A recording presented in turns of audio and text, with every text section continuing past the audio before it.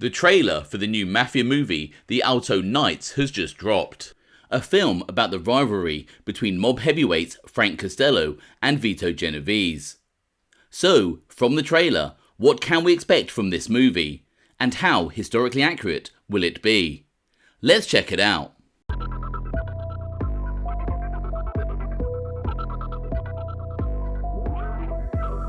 I'm James Gladwish and welcome to OC Shorts, bringing you detailed historical snapshots of the American Mafia and other organised crime. Feel free to subscribe if you like that sort of thing. Today, we're going to take a quick look at the trailer for new mob movie, The Alto Knights. Here's what Warner Brothers' official website states about the movie. From Warner Brothers Pictures, The Alto Knights stars Academy Award winner Robert De Niro in a dual role, directed by Academy Award-winning filmmaker Barry Levinson. The film follows two of New York's most notorious organised crime bosses, Frank Costello, De Niro, and Vito Genovese, De Niro, as they vie for control of the city's streets.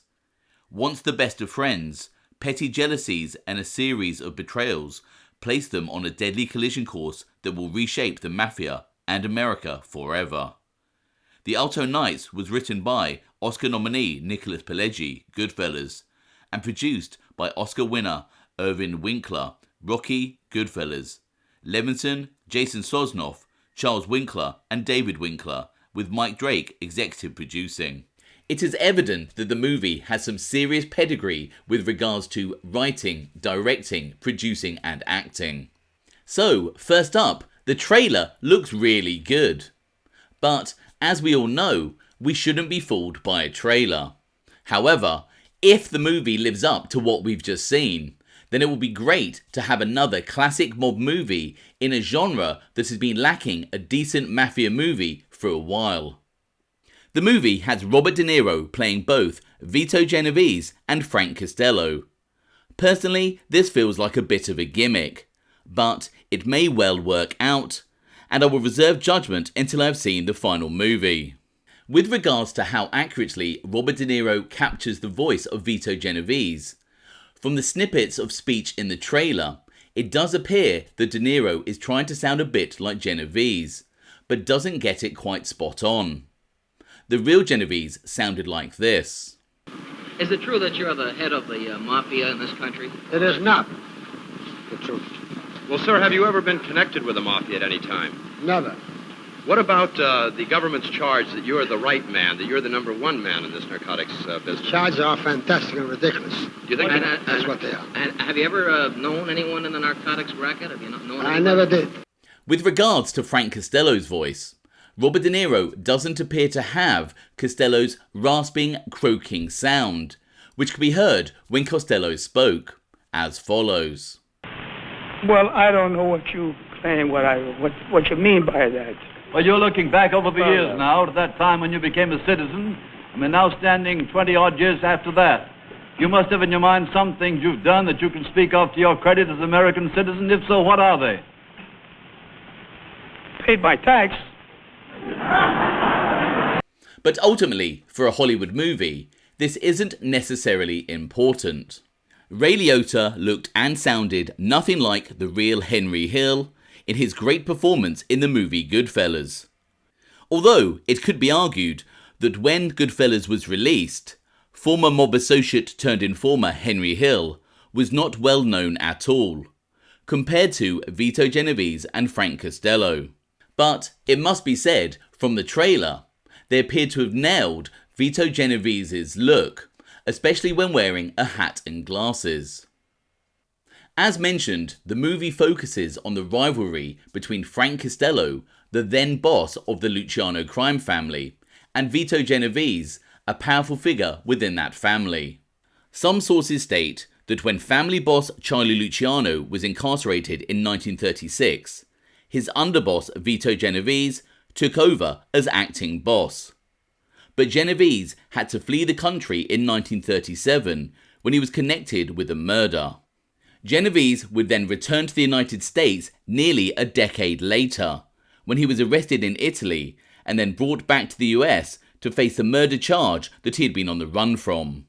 Vito Genovese would beat this murder charge in court, and then resumed his mob career in the United States. And it is often said that from that day, Vito Genovese coveted the position of family boss that he felt should be his. Frank Costello had headed the crime family on the street, with Charlie Luciano in prison and later deported, and with Vito Genovese on the run in Italy. Interestingly, one FBI file states that it was another mobster in their family, Anthony Tony Bendestrollo, who helped fuel the rivalry between Vito Genovese and Frank Costello. The file states, "The source advised that following Genovese's return to the United States, friction developed between Costello and Genovese, and was furthered by the machinations of Anthony Tony Bendestrollo. Strollo, according to LAT1, was a powerful and ambitious capo regime in Genovese's regard, and on every occasion attempted to develop discord and distrust between Costello and Genovese, hoping to pit the two against each other, and in the ensuing struggle emerge himself as the boss." Interestingly, however, there are some historians who believe that from the time that Vito Genovese returned to the United States in the mid-1940s, his ill feeling towards Costello is greatly exaggerated, and that for many years Costello and Genovese actually got along. Obviously, up to the point that Genovese tried to have Costello killed in 1957. So, which historical mob events appeared to be covered in the trailer? We of course see the attempt on Frank Costello's life in 1957. He was shot by Vincent Chin Gigante on the orders of Genovese, and hopefully will include Gigante's famous line when he took a shot at Costello, "This is for you, Frank." The trailer for the Alto Knights also shows the hit on mob boss Albert Anastasia, also in 1957. Personally, I hope they don't have Carmine Persico and Crazy Joe Gallo as the shooters of Anastasia, as sources actually indicate that the primary shooter of Anastasia was Stevie Coogan Grimalta, with either Joseph Cahill or Arnold Wittenberg as the second shooter.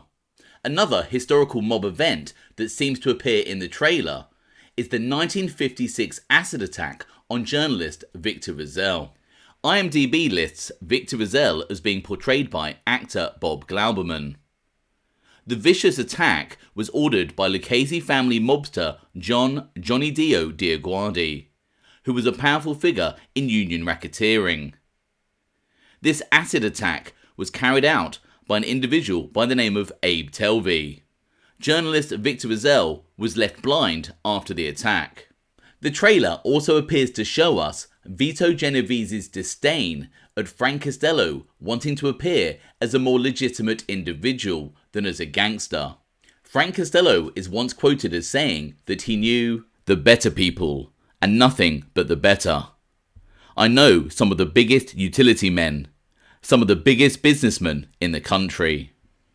Some sources state that it was Frank Costello's disconnect from the mobsters in his own crime family that allowed Vito Genovese the opportunity to try and have him killed and seize power himself.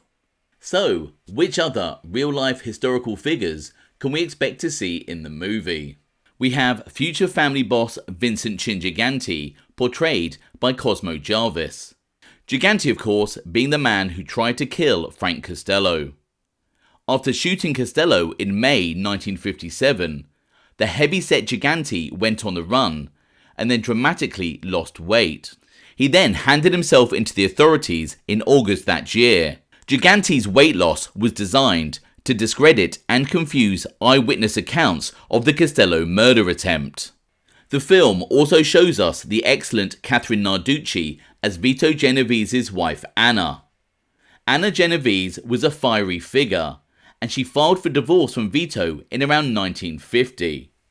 She would then eventually drop the divorce suit in 1951, and Vito would have to pay her separate maintenance every month. And then, in 1953, in a civil case, Anna Genovese actually testified against Vito Genovese and divulged his criminal activities in court. In her testimony, Anna Genovese stated that she had visited Frank Costello. She said, I begged him to get Vito to take me back. Surprisingly, despite the fact that his estranged wife detailed his criminal activities in court, something that made the newspapers at the time, Vito Genovese didn't have her killed. And it was said that Vito still had a strong affection for his wife Anna. It will be interesting to see if any of this is covered in the movie, or if they have Vito and Anna happily married throughout the 1950s. According to IMDb, the movie will also feature Debra Messing as Frank Costello's wife Bobby. Matt Savito will portray Frank Costello's famous attorney George Wolfe. Louis Mastillo will play mob boss Joseph Bonanno.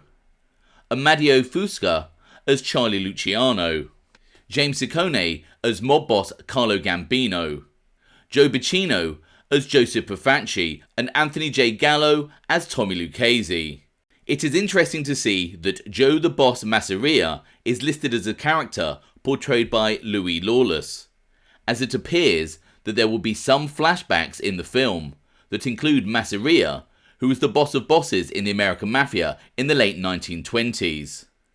Joe the Boss was famously gunned down in 1931, and I just hope that they don't have a young Vito Genovese as one of the gunmen, as this mob myth has been debunked by many historians. Actor Mike Seeley will portray Sheriff Croswell, which indicates that the infamous Appalachian meeting in 1957 will feature. And from the trailer, perhaps the police car chasing down a vehicle is from when the mobsters tried to depart the disastrous mob summit at Joe Barbara's house.